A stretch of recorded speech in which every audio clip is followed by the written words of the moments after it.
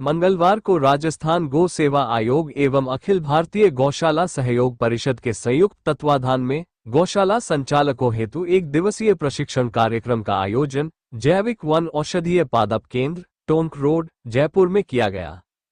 कार्यक्रम का शुभारंभ माननीय गौपालन मंत्री श्री जोराराम कुमावत, निदेशक गोपालन विभाग श्री प्रहलाद नागा, डॉक्टर अतुल गुप्ता, डॉक्टर अनीता अग्रवाल व मोनिका गुप्ता के कर कमलों से दीप प्रज्वलन कर किया गया।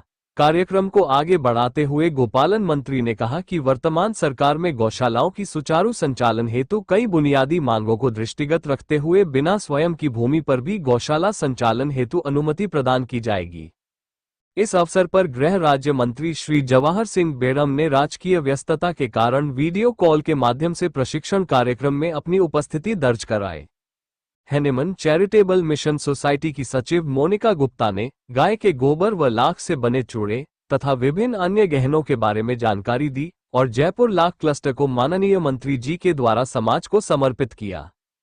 इस अवसर पर राजस्थान गोपालन विभाग के नव नियुक्त निदेशक प्रहलाद नागा, सचिव राजस्थान गौ सेवा आयोग डॉक्टर अनीता अग्रवाल, पिंजरापोल गौशाला के महामंत्री शिवरतन चितलागिया, गौ सेवा आयोग से डॉक्टर आरती श्रीवास्तव, गौपालन विभाग से doctor Shalini Sharma, Rajasthan chamber of commerce से KL जैन, राजस्थान विश्वविद्यालय से डॉक्टर महेश शर्मा आदि गणमान्य महानुभाव उपस्थित रहे।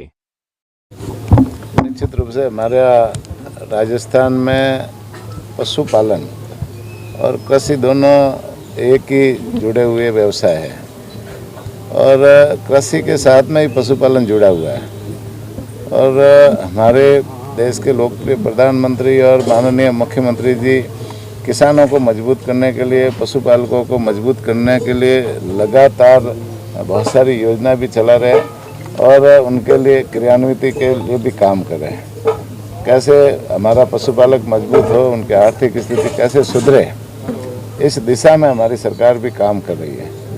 अभी आपने देखा कि बजट के समय में भी सरकार ने बहुत सारी घोषणाएं ऐसी की है जो पशुपालकों की मजबूती के लिए हो।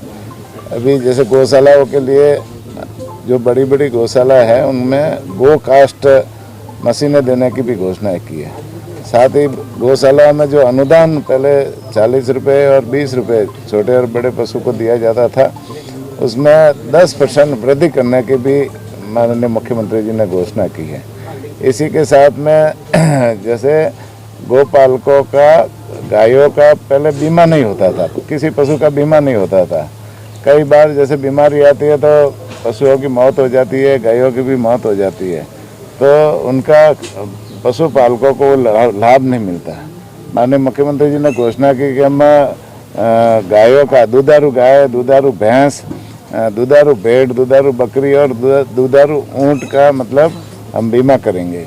और बीमा करने के बाद में उनको बीमा क्लेम, बीमाधारी पशु की यदि कोई कारण से एक्सीडेंट से मौत हो जाए, चाहे वो बीमारी से मौत हो जाए, लंपी जैसी बीमारी आ जाए या कोई जहरीली घास खाने से मौत हो जाए, तो इस तरह से यदि अकाल मौत से उनकी मौत हो जाए तो उनको पशुपालकों की मजबूती के लिए उनको बीमा क्लेम भी मिलेगा।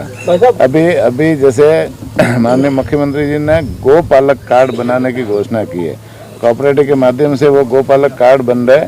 पशुपालक यदि पशुपालन के धंधे में कोई अपने नए पशु खरीद करके रोजगार शुरू करना चाहता है या कोई टीन शेड उनके लिए, पशुओं के लिए बनाना चाहता है, तो 1 लाख तक का लोन बिना ब्याज से मिलेगा। ये पहली बार माननीय मुख्यमंत्री जी ने ऐसी घोषणा की है कि पशुपालकों को बिना ब्याज से 1 लाख तक का लोन उनके रोजगार के लिए मिलेगा। इसी तरह से माननीय प्रधानमंत्री जी ने जिस तरह से किसानों को किसान क्रेडिट कार्ड के माध्यम से अपनी खेती करने के लिए जो लोन मिलता है बैंकों से, माननीय प्रधानमंत्री जी ने भी घोषणा की है बजट में कि हम किसानों की तर्ज पर पशुपालकों को भी किसान क्रेडिट कार्ड बना करके देंगे, जिससे वो अपने पशुओं के रोजगार के लिए बैंकों से उनको लोन मिल सके और उनकी आजीविका चला सके।